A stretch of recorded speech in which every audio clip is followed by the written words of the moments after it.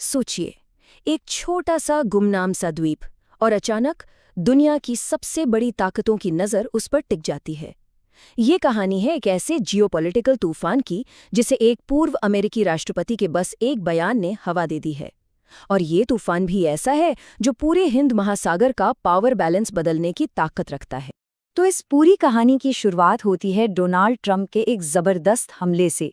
उन्होंने ब्रिटेन और मॉरिशस के बीच हुई एक डील को पूरी तरह से कमजोरी और बहुत बड़ी बेवकूफ़ी बता दिया। और पता है सबसे दिलचस्प बात क्या है? पहले वो इसी डील को सपोर्ट कर रहे थे, लेकिन अब अचानक सब कुछ पलट गया है। तो सवाल यही उठता है ना कि आखिर अमेरिका के एक पूर्व राष्ट्रपति को हजारों मील दूर हिंद महासागर के इन छोटे छोटे द्वीपों में इतनी दिलचस्पी क्यों है? इसी सवाल का जवाब इस पूरे मामले की आप कह सकते हैं कि मास्टर की है। तो चलिए इस पहेली को सुलझाते हैं। हम बात कर रहे हैं चागोस आर्किपेलागो की, और इसका जो क्राउन ज्वेल है, इसके ताज का हीरा, वो है डिएगो गार्सिया।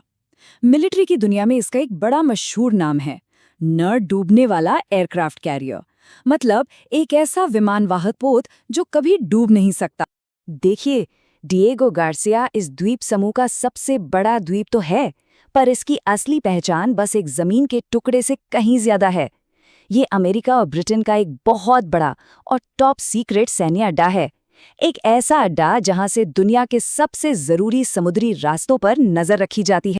और ये अड्डा कितना पावरफुल है, इसका अंदाजा लगाना भी मुश्किल है। जरा सोचिए, यहाँ B-52 और B-2 जैसे लंबी दूरी के बॉम्बर्स तैनात हो सकते हैं। ये नेवी के लिए एक लॉजिस्टिक्स हब है। यहाँ से सैटेलाइट्स को ट्रैक किया जाता है, इंटेलिजेंस इकट्ठा की जाती है। Gulf war, Afghanistan, Iraq, America ने अपने हर बड़े ऑपरेशन के लिए इसे एक लॉन्च पैड की तरह इस्तेमाल किया है। तो मतलब साफ है, ये सिर्फ एक एयर स्ट्रिप नहीं है, ये हिंद महासागर के बीचों बीच अमेरिका का एक परमानेंट किला है। लेकिन इस मजबूत किले की जो नींव है ना, वो एक बहुत ही विवादित और दर्दनाक इतिहास पर टिकी हुई है। आज के इस टकराव को समझने के लिए हमें थोड़ा वक्त में पीछे जाना होगा। कहानी कुछ ऐसी है। 1965 में मॉरिशस की आज़ादी से ठीक पहले ब्रिटेन ने बड़ी चालाकी से चागोस द्वीपों को उससे अलग कर दिया। फिर 1968 में मॉरिशस आज़ाद तो हो गया, लेकिन अपने इन द्वीपों के बिना। और इसके बाद जो हुआ वो मानव अधिकारों के हनन की एक बहुत ही शर्मनाक मिसाल है। वहाँ के जो मूल निवासी थे चागोसियंस, उन्हें जबरदस्ती उनके घरों से निकाल दिया गया। काफी सालों की लड़ाई के बाद 2019 में अंतर्राष्ट्रीय न्यायालय ने साफ साफ कह दिया कि ब्रिटेन का कब्जा गैरकानूनी है और ये द्वीप मॉरिशस को लौटा देने चाहिए। तो इसी अंतर्राष्ट्रीय दबाव के बाद इस दशकों पुराने विवाद को खत्म करने के लिए एक समझौते का रास्ता निकाला गया। अब समझते हैं कि आखिर ये डील है क्या। अच्छा, तो इस सौदे में है क्या? इसके हिसाब से पूरे द्वीप समूह पर अधिकार तो मॉरिशस का होगा, ठीक है, लेकिन इसका सबसे कीमती हिस्सा यानी डिएगो गार्सिया का सैन्य अड्डा अगले 99 सालों के लिए ब्रिटेन को लीज पर वापस मिल जाएगा। मतलब कागज पर मालिक मॉरिशस, लेकिन असली कंट्रोल ब्रिटेन और अमेरिका के पास। साथ ही एक शर्त यह भी है कि बाकी द्वीपों पर कोई दूसरा देश अपनी मिलिट्री नहीं लाएगा, और हाँ, चैगोशियन लोग भी सैन्य अड्डे को छोड़कर बाकी द्वीपों पर लौट सकते हैं। मगर यहाँ एक बहुत बड़ा लेकिन है।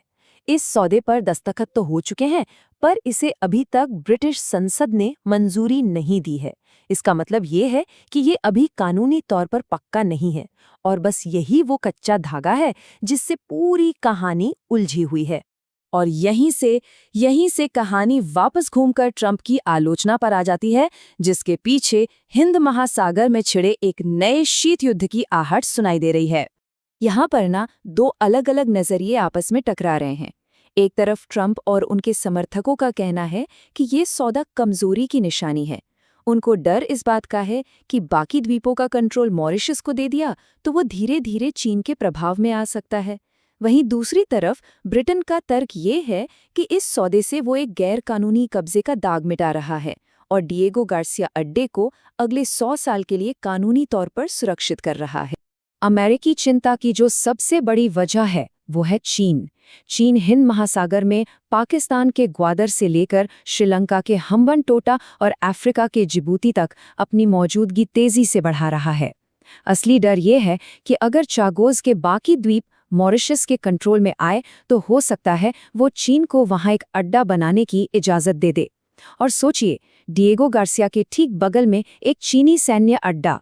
अमेरिका के लिए ये एक बुरे सपने से कम नहीं होगा। लेकिन इस जियोपॉलिटिकल चेस बोर्ड पर सिर्फ 2 खिलाड़ी नहीं हैं। एक तीसरी बड़ी ताकत भी है जो हर चाल पर बहुत ही बारीकी से नजर रखे हुए है, और वो है भारत।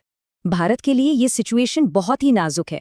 देखिए, एक तरफ तो भारत ने हमेशा से मॉरिशस के दावे को सपोर्ट किया है, क्योंकि मॉरिशस उसका एक बेहद करीबी पार्टनर है। लेकिन दूसरी तरफ भारत इस अमेरिकी अड्डे को लेकर हमेशा से ही थोड़ा सतर्क रहा है, खासकर 1971 की जंग के बाद, जब इसी अड्डे का इस्तेमाल भारत पर दबाव बनाने के लिए किया गया था। तो अब शायद आप समझ पा रहे होंगे कि ये लड़ाई सिर्फ एक द्वीप की नहीं है, ये पूरा मामला एक बहुत बड़े सवाल की तरफ इशारा कर रहा है। आखिर हिंद महासागर पर राज किसका होगा? असल में चागोस द्वीप समूह के लिए ये जो खींचातानी है ना, ये हिंद महासागर में वर्चस्व की जो बड़ी लड़ाई चल रही है, उसी का एक छोटा सा रूप है। ये लड़ाई सिर्फ जमीन के एक टुकड़े की नहीं है, ये हिंद महासागर के भविष्य की लड़ाई है। जो इसे जीतेगा वही 21वीं सदी के व्यापार और ताकत के नए रास्ते तय करेगा। और ये हमें आज के सबसे अहम सवाल पर लाकर खड़ा कर देता है। जैसे जैसे दुनिया के पुराने औपनिवेशिक नक्शे मिटाकर नए बनाए जा रहे हैं, क्या इससे एक ज्यादा स्थिर और न्यायपूर्ण दुनिया बनेगी, या फिर ये सिर्फ 21वीं सदी की नई महाशक्तियों के लिए जंग के नए मैदान तैयार करेगा? इसका जवाब शायद वक्त ही देगा।